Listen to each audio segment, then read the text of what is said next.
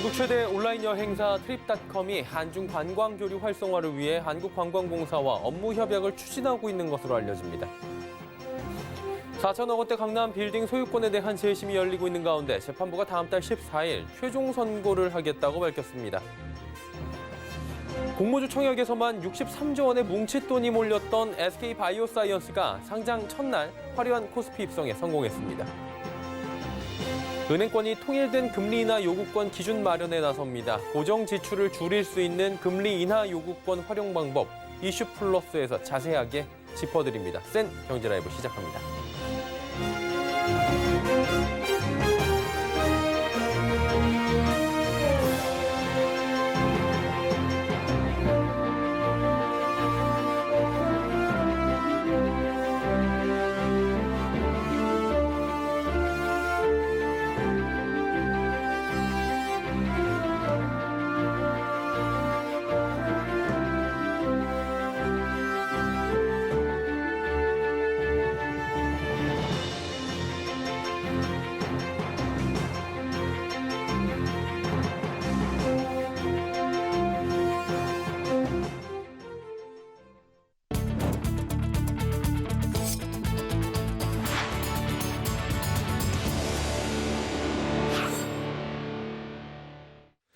시청자 여러분 안녕하십니까? 센 경제라이브 서정덕입니다.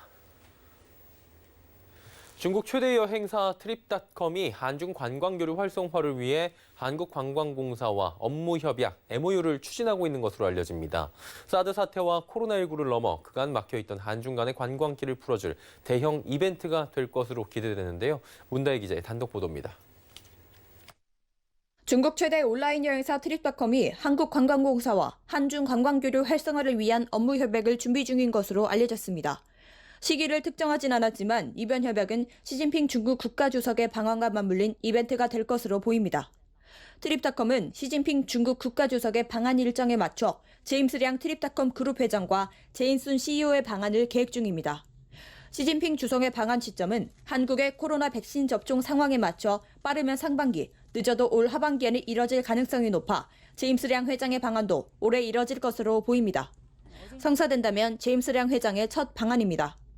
이번 방안을 통해 트립닷컴은 한국관광공사와 협약을 맺는다는 방안을 내부적으로 논의하고 있습니다. 협약 내용은 한중 관광교류 활성화입니다. 뿐만 아니라 트립닷컴은 한국 관광 활성화를 위해 다른 공공기관 및 지자체들과의 협업도 준비 중입니다. 앞서 지난해 6월 트립닷컴이 연 글로벌 간담회에 한국관광공사와 한국문화재청, 강원도가 참여해 글로벌 관광산업 부흥 캠페인에 함께하겠다는 의지를 내비친 바 있습니다. 국제관광 부흥 캠페인이라는 뜻깊은 행사를 마련해 주신 트립닷컴에 감사의 말씀을 드리며 이러한 국제공조를 통해 세계 여행 산업이 더욱 활력 넘치는 모습으로 되살아날 것을 확신합니다. 여러분, 한국에서 뵙겠습니다. 끊어졌던 중국 관광객들의 발길이 다시 돌아온다면 사드 사태와 코로나19로 힘겨운 시간을 보낸 여행 관광업계는 모처럼 초대형 호재를 맞이하게 될 전망입니다. 트립닷컴은 대간사업부에서 한중 관광교류와 관련해 여러 가능성을 두고 다양한 방안을 준비 중이라며 그중 하나로 관광공사와 협약도 논의하고 있지만 실질적으로 추진된 게 없어 공식 입장을 주기는 어렵다고 밝혔습니다. 서울경제TV 문다혜입니다. 시세 4천억 원에 달하는 강남의 고가 빌딩의 소유권을 놓고 10년간 벌여온 공방이 끝을 보이고 있습니다. 어제 시행사인 시선 RDI와 시공사인 두산중공업과의 재심 첫 번째 공판이 열렸는데요. 재판부는 다음 달 바로 최종 선고를 하겠다고 밝혔습니다. 설석윤 기자입니다. 4천억 원대 초고가 빌딩 소유권을 놓고 10년간 이어져온 시행사와 시공사 간 법적 분쟁이 끝을 보이고 있습니다. 시선 RDI가 두산중공업 측 특수 목적법인 덕케이 주식회사를 상대로 한 우선수익자 지위 부존재 확인 재심 소송 첫 공판이 어제 서울중앙지방법원에서 열렸습니다.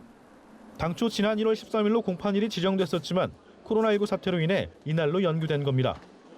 시선 RDI 측은 이번 재판에 218개의 증거 서류를 제출했습니다. 지난 2014년 원심 패소 당시 없었던 새로운 자료들입니다. 반면 덕케이 측은 별다른 반론 서류를 제출하지 않은 채 시행사 측 주장은 지난 원심에서 모두 확인 판결된 것이라는 입장을 고수하고 있습니다. 재판부는 이에 추가 변론 기일 지정 없이 다음 달 14일 바로 선고하겠다고 밝혔습니다. 덕케이 측이 반론할 의지가 없다고 여겨지는 만큼 시선 RDI 측이 제출한 증거 자료만 가지고 법리적 판단을 하겠다는 것으로 풀이됩니다. 이에 따라 한국자산신탁과 동시에 진행 중인 신탁재산 처분 금지 재심 소송도 속도가 붙을 전망입니다. 내일 한자신과의 신탁재산 처분 금지 소송 2차 공판이 예정돼 있는데 변호인단이 이 재판에도 반론 서류를 제출하지 않아 역시 추가 변론 기일 지정은 없을 거란 전망이 나옵니다. 다음 달 14일 재심 핵심 재판인 우선수익자 지위 부존재 확인 소송 결과에 따라 4천억 원대 건물 주인이 바뀌는 사상 초유의 반전이 일어날지 귀추가 주목됩니다. 서울경제TV 설석영입니다.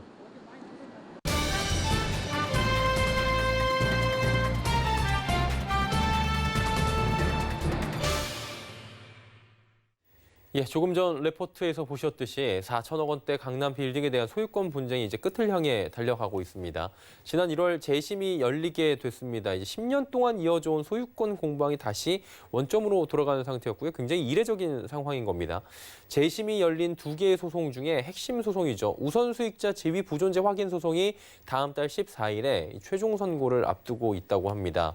함께 진행되고 있는 신탁재산 처분금지 재심도 이 선고 결과에 영향을 받을 것으로 당연히 보이는데요. 어제 공판에 참관하고 온 부동산부의 설석용 기자 연결해서 현장 분위기 하나하나 짚어보도록 하겠습니다. 나와 있습니까? 네, 안녕하십니까? 예, 재심이 열렸는데 어제였죠. 공판 현장 다녀왔다고 들었는데 분위기 어땠습니까? 네, 시선 RDI가 두산중공업의 특수 목적법인인 덕케이 주식회사를 상대로 낸 우선수익자 지위 부존재 확인 재심 소송 첫 공판이 어제 서울중앙지방법원에서 열렸습니다. 4천억 원을 웃도는 강남의 초고가 빌딩 소유권에 대한 재심이기 때문에 업계의 관심도 쏠렸는데요. 시선 측과 덕케이 측이 재판에 임하는 분위기는 좀 상반됐습니다. 시선 측은 이번 재판에 무려 218개의 증거 자료를 제출했는데 지난 2014년 원심에서 패소를 했었기 때문에 새롭게 찾은 증거와 그 근거 자료들을 낸 겁니다. 하지만 덕케이 측 변호인단은 지난 2014년 원심에서 명확히 판단받았다는 답변서만 제출했습니다. 시선 측의 주장이나 의혹 제기에 대한 반론은 하지 않은 겁니다. 조금 전 설 기자의 레포트를 보면 200개가 넘는 지금 증거 자료를 추가로 제출했다. 시선 RDI 측에서는 이렇게 얘기가 나왔는데 지금 대응이 없다는 거잖아요. 그러면 재판에 어떤 영향을 줄 것으로 예상됩니까? 네, 일단 시선 측의 주장에 더해 덕케이 측은 무대응 전략을 펼치는 것으로 보입니다. 지난 2014년에 시선이 최종 패소한 재판이 다시 열렸다는 것은 그 판결이 달라질 수 있을 만한 새로운 핵심 주장과 증거가 나왔기 때문인데요. 다시 말하면 새로운 의혹이나 사실관계를 따지자는 재판인데 지난 원심에서 이미 끝났다는 입장을 고수하고 있는 겁니다. 재심에서 무대응은 사실상 재판을 포기한다는 것 같다는 느낌을 받게 했습니다. 재판부 입장에서도 원심 재판부의 판결이 문제가 있다고 판단했기 때문에 다시 재판을 해보자는 결정을 한 건데 덕케이 측이 원심 판결에만 의지하겠다고 한다면 재판을 안 하겠다고 하는 것으로 여길 수 있다는 해석이 가능합니다. 더군다나 지금 재심에서 진행되고 있는 재판은 두산중공업과의 우선수익자 주의 부존재 확인 소송과 한자신과는 신탁재산 처분금지 소송 등 2건입니다. 사실상 두산중공업이 두 재판을 모두 맡아서 대응하고 있는데요. 담당 로펌과 법정에 출석하는 변호인단도 동일합니다. 지난 1월에 1차 공판을 진행했던 신탁재산 처분금지 소송에서 이 변호인단은 역시나 원심 판결에서 확인된 거라는 입장을 담은 동일한 답변서만 재판부에 제출했습니다. 두 재판 모두 같은 입장으로 무대응 전략인 겁니다. 자칫 보면 지금 의지가 좀 없어 보인다 이렇게 들릴 수도 있을 것 같아요. 사실관계가 이번에도 똑같을 수 있을 거 아닌가 두산중공업 측의 주장대로 뭐 이런 얘기도 나오는데 어떻습니까? 네, 물론 CCBB는 가려봐야겠지만 시선 측이 제기한 새로운 의혹에 대해서는 당연히 해명이 필요합니다. 그래야 의혹이 사실이 아닌 것으로 판단돼 두산중공업에 유리한 구도가 되는 걸 텐데요. 아예 반론 자체를 하지 않고 있기 때문에 의지가 없는 것으로 볼 수도 있다는 겁니다. 특히나 어제 열렸던 우선수익자 지위 부존재 확인 재심 1차 공판에서 재판부가 다음 달 14일을 바로 선고일로 지정하겠다고 결정을 했는데요. 덕케이 측 변호인단은 최후 변론에서도 별다른 발언을 하지 않았습니다. 따라서 재판부는 덕케이 측의 다른 주장이나 반론이 없기 때문에 시선 측이 제출한 증거 서류를 가지고 법리적 판단을 하겠다고 밝혔습니다. 만약 재판부가 시선 측이 제출한 200여 개의 증거 자료 중 상당 부분이 법리적으로 문제가 없다는 판단을 하게 된다면 원심과 같은 결과를 낳을 수도 있습니다. 하지만 재심이 열린 것 자체가 기초 증거 자료에서부터 문제점을 인정한 것이기 때문에 원심과 결과가 다를 것이란 예상이 나오고 있습니다. 예, 그리고 내일 한국자산신탁과의 신탁재산 처분금지 재심 소송이 열리는데 이거 어떻게 될 걸로 보입니까? 네, 그 재판 역시 같은 변호인단이 맡아 진행을 하고 있는 건데요. 분위기는 동일합니다. 종전 입장만 내세우면서 별 다른 대응은 하지 않고 있는 모습입니다. 만약 다음 달 14일 시선 측이 승소할 경우 신탁재산 처분 금지 소송 역시 시선 측에게 유리하게 흘러갈 수밖에 없습니다. 건물 등기 상태와 공매 처분 당시의 전후 상황에 대한 사실관계를 따지는 것이기 때문에 두 재판이 하나의 시나리오라고 보셔도 무방할 것 같습니다. 시선 측은 만약 두 재판을 모두 승소한다면 서울 등기국의 소유권을 다시 회복시키는 요청을 하게 되고요. 지금 진행되는 두 재판의 결과가 소유권 이전 상황에 오류가 있었다는 근거가 되기 때문에 다시 소유권이 시선 측으로 넘어오는 시간은 그리 길지 않을 것으로 예상됩니다. 4천억 원대의 강남 초고가 빌딩의 주인 과연 바뀔 수 있을지 또 이 부분도 시장에선 관심입니다. 부동산 시장에선 수천억 원짜리 소유권 분쟁을 놓고 지금 관심이 뜨거울 수밖에 없겠죠. 물론은 결과가 어떻게 나올지는 조금 더 지켜봐야 알겠지만 이례적으로 재심이 열렸다는 점에서 더 눈길이 갈 수밖에 없습니다. 다음 달 14일에 결과 지금 나올 예정인데 후속 취재를 계속해서 저희가 하도록 하겠습니다. 설석용 기자였습니다. 수고하셨습니다. 네, 감사합니다.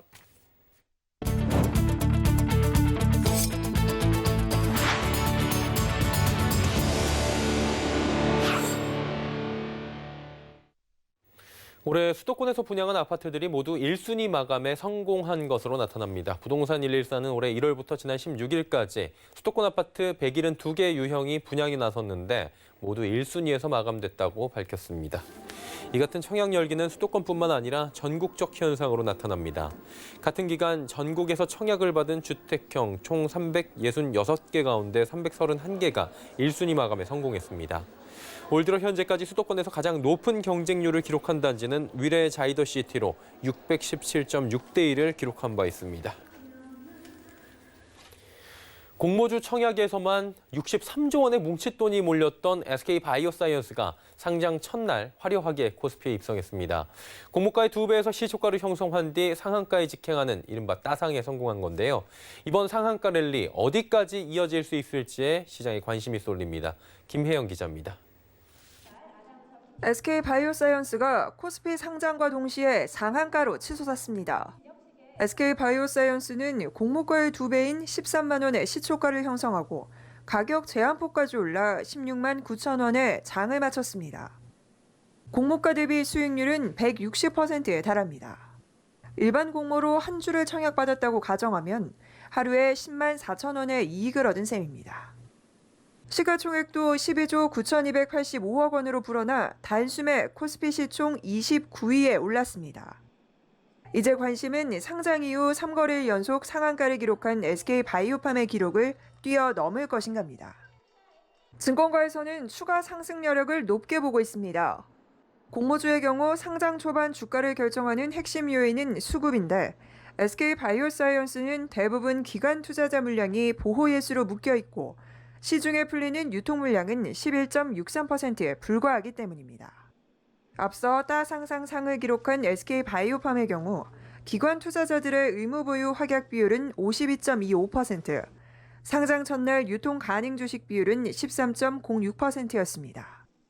또한 장중 매수 대기 물량이 670만 주에 달하는 등 추가 상승을 점치는 투자자들이 많은 것으로 나타났습니다. 서울경제TV 김혜영입니다. 민간 부문에 대한 신용 공급 확대 등의 영향으로 1월 시중 통화량이 역대 최대 폭으로 증가했습니다. 한국은행에 따르면 올해 1월 광의 통화량은 약 3,200조 원으로 작년 12월보다 41조 8천억 원이 늘어났습니다. 이 같은 1월 증가폭은 2001년 12월 통계 편제 이후 최대 규모입니다. 특히 이 중 기업에서 역대 최대 규모인 24조 원이 늘어났습니다. 한국은행은 기업의 유동성 확보 노력 등으로 채권, 주식형 수익증권과 2년 미만 정기 예적금 등의 자금이 유입됐다고 설명했습니다. 광의 통화량 지표에는 현금, 요금을 예금 외 MMF와 2년 미만의 정기 예적금 등 곧바로 현금화할 수 있는 단기 금융상품이 포함됩니다. 경기도 수원시에 사는 40대 남성의 주식 투자자 수가 서울 강남구를 제치고 주식 투자자 수가 가장 많은 지역으로 나타났습니다.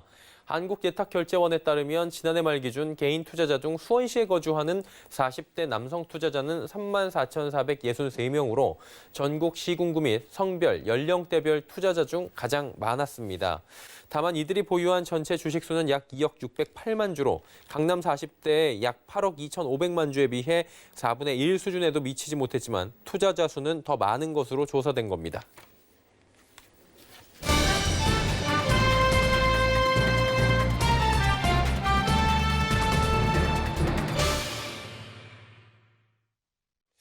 금리 인하 요구권 혹시 들어보셨습니까? 좀 생소하실 수도 있을 것 같은데요. 신용 상태가 좋아졌을 때 은행의 대출 금리를 인하해 주세요라고 요구할 수 있는 권리라고 합니다. 그동안 잘 몰라서 활용하지 못하거나 은행마다 심사 기준이 달라 혜택을 보지 못한 경우도 많았다고 하는데요. 은행권이 이 금리 인하 요구권의 통일된 기준 마련에 나섰다고 합니다. 활용 방법은 무엇인지 금융부 정순영 기자와 짚어보도록 하겠습니다. 정 기자 나와 있습니까? 네, 안녕하십니까. 금리 인하 요구권 좀 생소하신 분들도 많이 계실 것 같아요. 개념부터 먼저 좀 짚어주시겠습니까? 네, 이 금리 인하 요구권은 대출을 받은 후에 신용 상태가 좋아지면 누구나 신청이 가능한 것인데요. 기업이나 개인이 금융회사로부터 대출을 받은 후에 신용 상태나 상환 능력이 크게 좋아지는 경우에 누구든지 금융회사에 대출 금리의 인하를 요구할 수가 있습니다. 이 금리 인하 요구권은 금융회사들의 소비자 권익 보호 차원에서 이제 자율적으로 시행을 하고 있긴 한데요. 금융회사별로 적용 조건이 다르기 때문에 대출을 받을 때나 요건을 신청하기 전에 적용 요건이 은행별로 어떻게 되는지 먼저 자세히 확인할 필요가 있습니다. 은행 입장에서는 뭐 금리 인하 요구권이 그간에 뭐 달갑진 않았을 것 같아요. 지금 돈을 조금 더 깎아달라고 얘기하는 거니까. 은행이 고지 의무를 소홀히 할 경우도 있지 않을까 이런 생각도 들 수 있는데 어떻습니까? 네, 이 금리 인하 요구권은 2019년 6월에 법제화가 됐는데요. 시중은행들이 고객들에게 이것을 안내하는 것이 좀 소극적이다라는 지적이 그전부터 많았던 것은 사실입니다.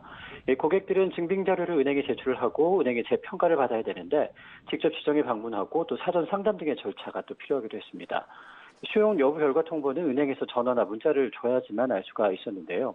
5대 시중은행에서 금리 인하 요구권으로 지난해 대출 이자를 절감한 대출자는 총 29,118명이었습니다. 총 256억 원의 이자 비용이 절감이 됐는데요. 은행별로 한번 보면은 농협은행이 9,334명으로 가장 많았습니다. 그 뒤를 이어서 신한은행이 7,063명, 국민은행이 5,912명, 우리은행이 4,877명, 하나은행이 1,932명 순이었습니다.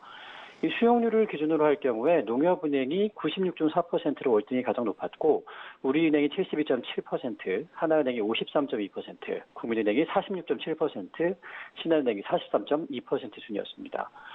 지역은행의 경우에는 제주은행은 99%가 넘는 아주 높은 수용률을 기록한 반면에 부산은행의 경우에는 수용률이 30%에도 미치지 못하는 결과가 나온 적이 있었습니다.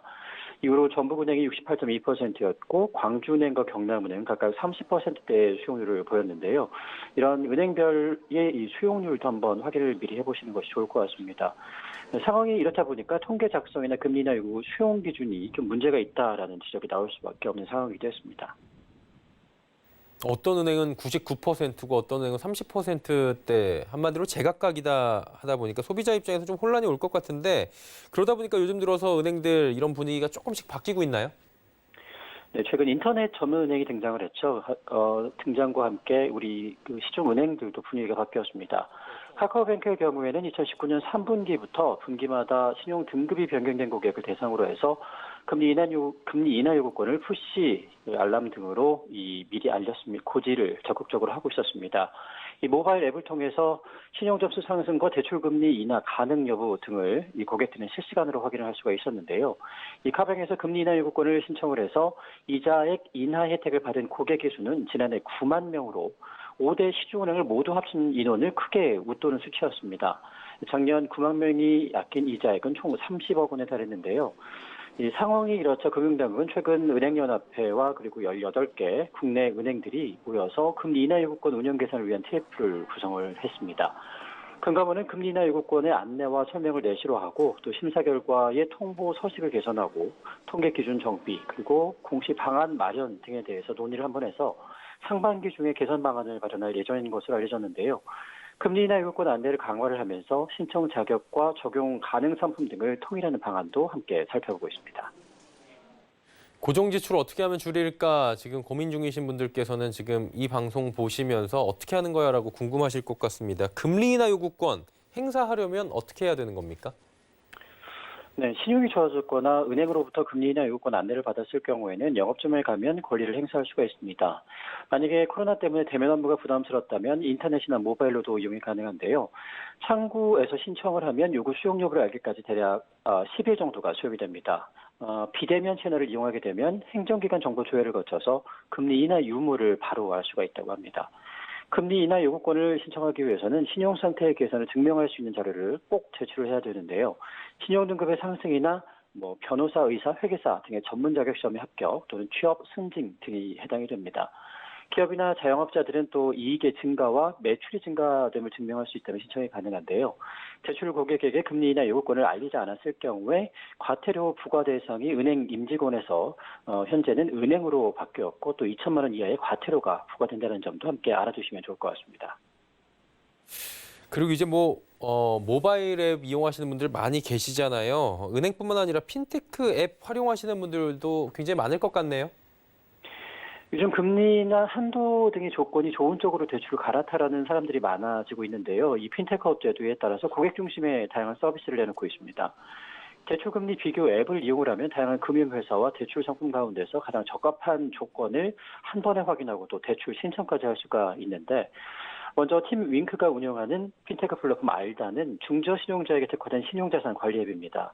신용점수 올리기, 또 금리 인하 요구권 진단 등의 서비스를 제공하고 있는데 복잡한 서류 제출 없이 여러 금융사의 금리와 한도를 비교할 수 있을 뿐만 아니라 금리 인하 요구권 사용 가능 여부도 진단을 해주기 때문에 대출 이자 비용을 줄일 수 있다는 혜택이 있습니다.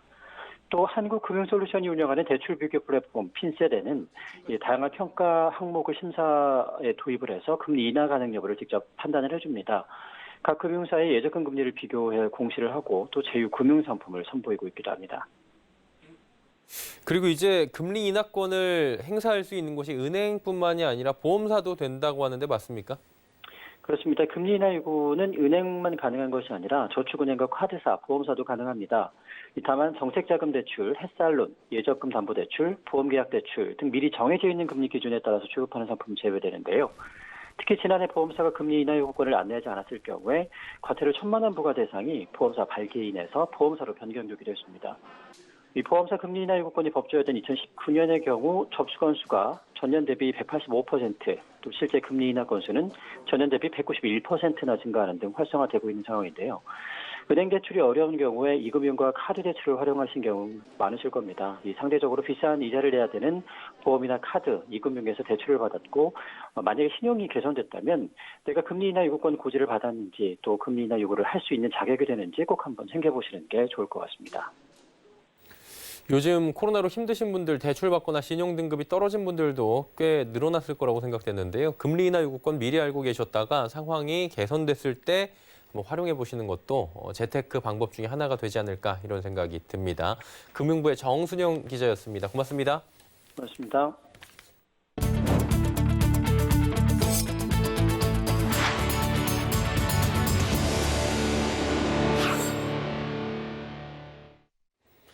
경상 환자가 이용하는 한방진료가 지난해 전체 자동차 보험 진료비의 절반을 차지했습니다. 손보협회에 따르면 지난해 한방진료비는 전년 대비 15.8% 늘어난 1조 1,084억 원으로 전체 자동차 보험 진료비 2조 3,389억 원의 절반 수준에 달했습니다. 코로나19 확산으로 자동차 보험 접수 사고는 60만 건이 넘게 줄었지만 한방 진료비는 되레 큰 폭으로 증가한 겁니다. 자동차 보험 한방 진료비는 2015년 3,576억 원을 기록하며 20%의 증가율을 기록하며 5년 만에 3배로 늘어난 바 있습니다. 삼성전자와 SK하이닉스 등 한국 기업들이 주력으로 삼는 메모리 반도체 가격이 올 2분기 동반 상승할 것이란 전망이 나왔습니다. 대만의 시장 조사 기관 트렌드포스는 올 2분기 낸드 플래시 고정 거래 가격이 1분기 대비 3%에서 최대 8%까지 인상될 것이라 예상했습니다. 삼성전자 미국 오스틴 공장이 지난달 중순 한파로 전력이 끊긴 이후 한 달 동안 셧다운 사태가 이어지며 낸드 플래시 컨트롤러 수급에 차질이 생겼고 이로 인해 낸드 플래시 가격이 예상보다 더 뛸 수 있다고 트렌드포스는 설명했습니다. 최근 본격적으로 가격 상승 국면에 진입한 디램 고정 거래 가격은 올 1분기 3에서 8%, 2분기엔 13에서 18% 인상될 것으로 예상됩니다. 코로나19 사태로 비대면 쇼핑이 크게 늘며 마켓컬리의 지난해 매출이 전년의 2배로 뛰며 1조 원에 육박한 것으로 나타납니다. 마켓컬리 운영사 컬리는 지난해 매출액이 9,523억 원으로 한 해 전보다 123.5% 증가했다고 밝혔습니다. 이는 주요 유통 대기업의 온라인 쇼핑몰 매출액에 육박하는 수준입니다. 다만 적자 규모도 2019년 1,012억 원에서 지난해 1,162억 원까지 늘었지만 마켓컬리는 현재까지 유치한 투자금이 약 4,200억 원인 만큼 자본 잠식을 우려할 수준은 아니라고 설명했습니다. 컬리는 연내 증시 상장을 준비 중으로 기업 가치는 비상장 주식거래 시장에서 약 1조 3천억 원으로 평가되고 있습니다. 센 경제라이브 마칩니다. 함께해 주신 여러분 고맙습니다.